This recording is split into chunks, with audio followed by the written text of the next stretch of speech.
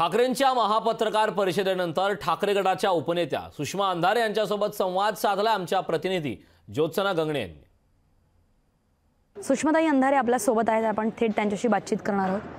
ताई, लोकशाहीच्या एका महत्त्वाच्या प्रश्नावरती उद्धव साहेबांनी उत्तर दिलं की तुम्ही लोकशाहीसाठी लढत आहात आणि आम्हाला ते खूप छान वाटलं, कारण एखादी वाहिनी जर खरंच लोकशाहीचा लढा लढत असेल तर तिला ॲप्रिशिएट करणं आणि तिच्या पाठीशी उभं राहणं हे लोकशाही मूल्य जपणाऱ्या कुठल्याही नेत्या कार्यकर्त्याचं आद्य कर्तव्य आहे। त्यामुळे आम्हाला आमच्या नेत्याचा अभिमान वाटला की आज आमच्या नेत्याने जाहीरपणे लोकशाही वाहिनी ज्या संघर्ष काळातून जात आहे आणि जो लोकशाही मूल्यांच्यासाठी अभिव्यक्ती स्वातंत्र्याचा आणि लोकशाहीचा चौथा खांब म्हणून प्रसारमाध्यमांच्या असणाऱ्या स्वातंत्र्याचा जो मुद्दा घेऊन लढत आहे त्या मुद्द्याचा उल्लेख या भरसभेत केला।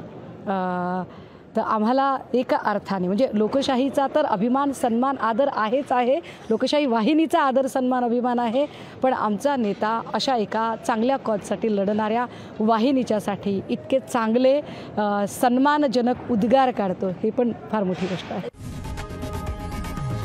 लोकशाही मराठी ऐका, पहा, जागरूक रहा।